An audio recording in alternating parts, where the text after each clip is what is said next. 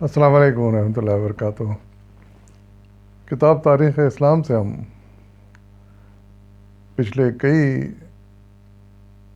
مضامین میں بنو عباس کی حکومتوں کا حال پڑھ رہے تھے۔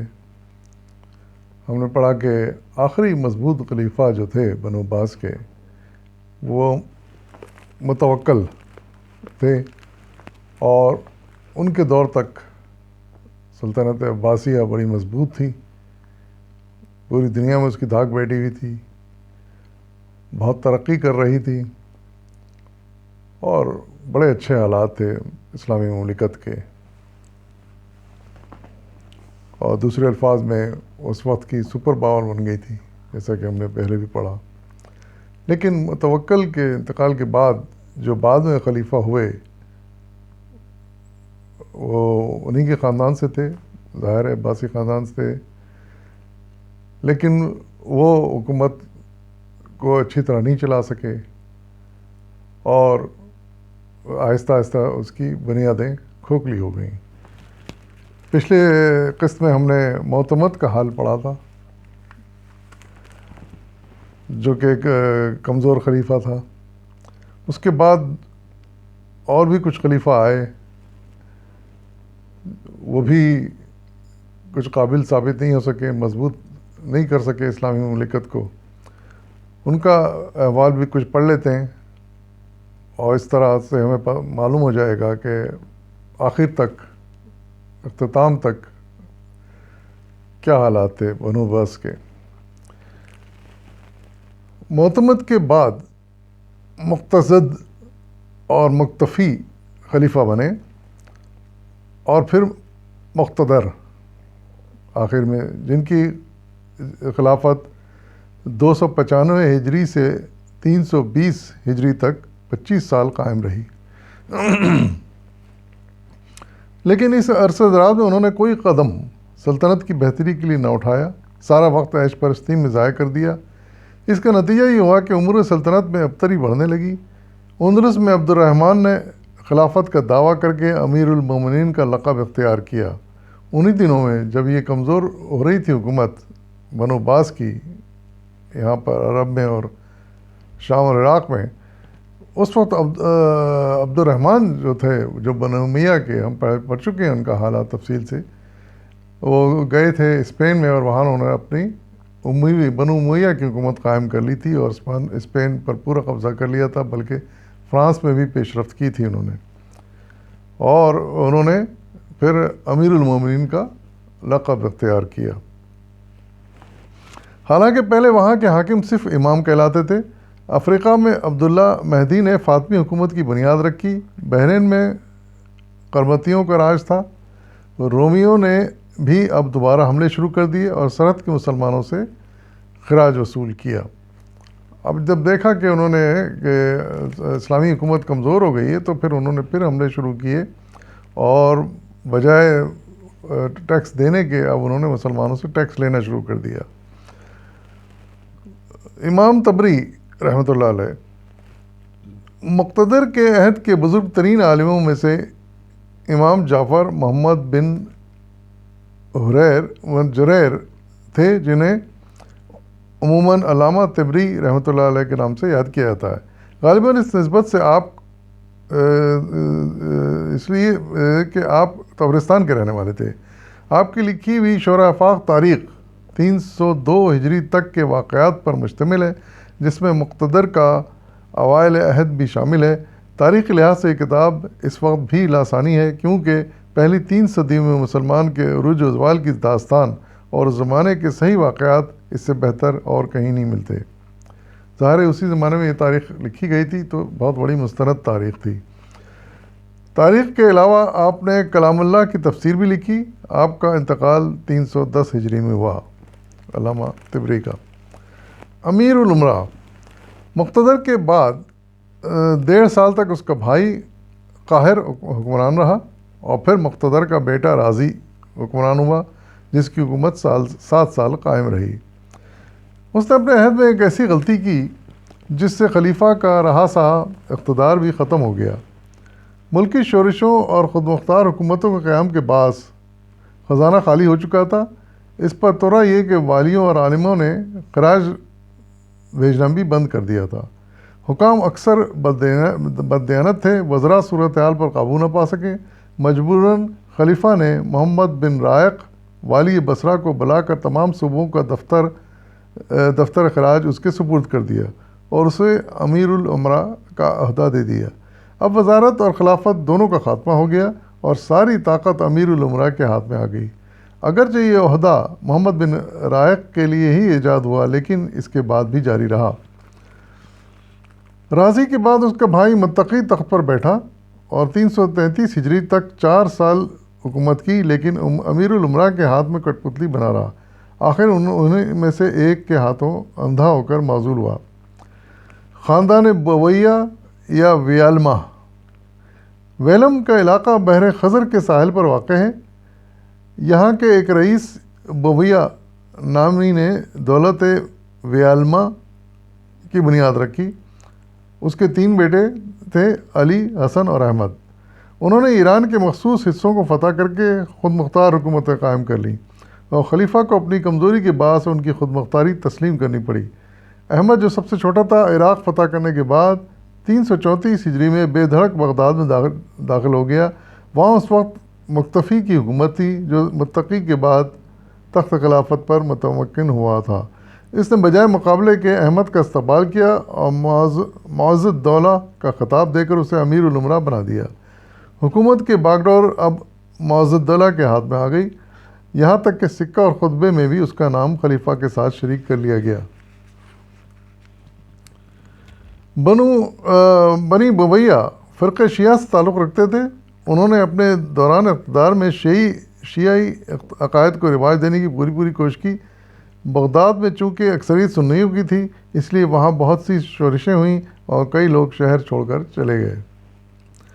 آل بویہ میں سب سے دانشمند اور مدبر حکمران عضد اللہ ویلمی ہوا ہے، جس کے عہد میں اس خاندان کی شان و شوکت حد کمال کو پہنچ گئی۔ اس کی وفات کے بعد ویلمی حکومت زوال پذیر ہو گئی۔ خاندان کے افراد میں باہم اتفاق نہ رہا اور انہوں نے جداگانہ حکومتیں قائم کر لیں۔ بغداد پر ویلمی اقتدار 113 سال تک رہا، تاآ کہ سلجوقیوں نے اس کا خاتمہ کیا۔ یہ ویلمی خاندان جو تھا اس کا بتا رہے ہیں کہ بغداد پر 113 سال تک اقتدار قائم رہا، لیکن بعد میں سلجوقی جب داخل ہوئے عراق میں، انہوں نے ان کا خاتمہ کیا۔ سلاجقہ یعنی سلجوقی جو ہے۔ سلطنت عباسیہ کا سیاسی انتشار روز بروز بڑھ رہا تھا۔ مختلف جگہوں پر خود مختار حکومتیں قائم ہو چکی تھیں جو ایک دوسرے سے برسر پیکار تھیں۔ 5ویں صدی ہجری میں جبکہ طوائف الملوکی کا یہ عالم انتہائی افسوسناک صورت اختیار کر چکا تھا، وسط ایشیا کی ایک بہادر ترکی قوم نے اس ضمو حالی سے فائدہ اٹھا کر ہر طرف اپنا تسلط جما لیا۔ یہ قوم سلاجقہ کے نام سے مشہور ہے۔ یہ سلاجقہ جو تھے یہ ترکی لوگ تھے اور انہوں نے آہستہ آہستہ اپنا اقتدار مضبوط کر لیا اور عربوں سے بلکہ ایرانیوں سے بھی یہ اقتدار آہستہ آہستہ چھین لیا انہوں نے اور اپنی حکومتیں قائم کر لیں۔ 14 صدی کے ہجری کے آخر میں خاندان غزنویہ کا سیاسی عروج حد کمال پر پہنچا ہوا تھا اور محمود غزنوی نے اپنے وسیع سلطنت میں کابل، غزنی، جرجان اور تبرستان کے علاوہ برصغیر ہند و پاکستان کے صوبے پنجاب کو شامل کر لیا تھا۔ ہم پڑھیں گے ان کا بھی حال۔ غزنوی جو تھے، سلطان محمود غزنوی، یہ ہندوستان میں گئے تھے اور کافی انہوں نے فتوحات حاصل کی تھیں وہاں پر، اور پنجاب پر بھی انہوں نے کو بھی اپنی حکومت میں شامل کیا تھا۔ اس ممتاز سلطان کے عہد میں سلاجقہ ترکستان اور خراسان میں آ کر آباد ہوئے۔ محمود کی وفات کے بعد مشہور سلجوقی سردار تغرل نے اپنی طاقت بڑھانی شروع کی، حتیٰ کہ نیشاپور، جرجان، تبرستان اور خوارزم پر قبضہ ہو گیا۔ رے کو اپنا دارالخلافہ بنا کر قزوین، ہمدان، عراق، آرمینیا کو بھی فتح کر لیا۔ یعنی سلجوقی یعنی جو اصلاً ترکی تھے، انہوں نے اپنا اقتدار آہستہ آہستہ بڑھا لیا اور سردار تغرل جو تھے یہ اس کے لیڈر تھے، اور انہوں نے کئی علاقے پہ اپنے زیر نگین کر لیے، یہاں تک کہ عراق، آرمینیا بھی انہوں نے فتح کر لیا۔ اس اثنا میں ایسے خلیفہ کا پیغام ملا جس نے ویلمیوں کے مظالم سے تنگ آ کر تغرل سے مدد مانگی تھی۔ تغرل فوراً چل پڑا اور 25 محرم 447 ہجری کو بغداد میں وارد ہوا۔ یعنی وہاں جو خلیفہ تھے، کمزور خلیفہ، انہوں نے پھر مدد مانگی تغرل سے ویلمیوں کے خلاف، تو تغرل ان کی مدد کو پہنچا۔ آل سلجوق سنی تھے، اس لیے خلفائے عباسیہ کا احترام کرتے تھے۔ ویلمیوں نے شیعت کا نفاذ کر کے خلافت کو فاطمی رنگ دینا چاہا۔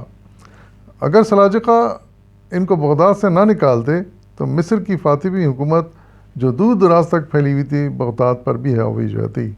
یعنی اس وقت تک ان کی حکومت جو ویلمی تھے مصر تک تھی، لیکن بغداد میں اس کو غالب ہونے سے سلجوقیوں نے بچا لیا، اور اس طرح بغداد کی حکومت ویلمیوں کے ہاتھ میں نہ جا سکی۔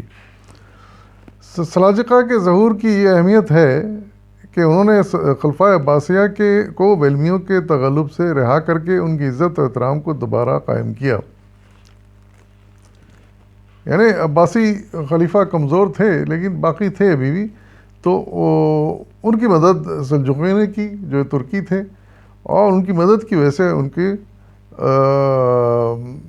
تھوڑی بہت طاقت آخر تک باقی رہی۔ تغرل نے خلیفہ کے ساتھ رشتہ داری کے تعلقات قائم کیے اور بغداد کے انتظامات کو درست کر کے رائے واپس آ گیا۔ وہیں 455 ہجری میں وفات پائی۔ اس کے بعد اس کا بھتیجا الپ ارسلان تخت نشین ہوا، جو نہایت پرہیزگار، بہادر جنگجو حکمران تھا۔ اس نے ملادگر کے مقام پر قیصر روم کو زبردست شکست دے کر قید کر لیا اور 10 لاکھ دینار تاوان اور 60,000 سالانہ خراج وصول کیا۔ یہ تو ہم پڑھ ہی چکے ہیں پہلے بھی کہ ترکی بڑے بہادر قوم ہے، اور زمانے میں انہوں نے بڑے کارنامے انجام دیے عباسی حکومت کے دور میں، اور کیونکہ اکثریت انہی کی فوجوں کی تھی، جرنیل بھی ان کے تھے۔ اب ان کی گو کہ عباسیوں کی حکومت کمزور ہو چکی تھی، خلیفہ اتنے مضبوط نہیں تھے، لیکن پھر بھی انہی کی مدد سے، ترکیوں کی مدد سے وہ کسی طرح اپنی حکومت چلا رہے تھے۔ اور الپ ارسلان جو تھا، اس کا بھتیجا تھا تغرل کا، یہ بھی ترکی نسل تھا، یہ بہت بہادر تھا، اور اس نے قیصر روم کو بھی شکست دی تھی، اور شکست دے کر بھی دی اور ان سے ٹیکس بھی وصول کیا۔ پھر قیصر روم نے اپنی بیٹی اس سے بیاہ دیں، سلطان کے بیٹوں سے بیاہ دیں، اور اس طریقے سے آپس میں بہتر تعلقات قائم کر لیے انہوں نے۔ اور جنگ ملادگر کے بعد سلجوقیوں نے یعنی ترکیوں نے ایشیائی کوچک کو اسلامی سلطنت میں شامل کر لیا۔ اس طرح تھوڑی اور انہوں نے وسعت دی، یعنی لیکن یہ طے ہے کہ عباسی کمزور ہو گئے تھے، اب انہی کا سلجوقیوں کا زور تھا، اور اب آنے والی حکومتیں بھی انہی کی تھیں۔ ہم مزید احوال انشاءاللہ آئندہ قسط میں پڑھیں گے۔ اجازت دیجیے۔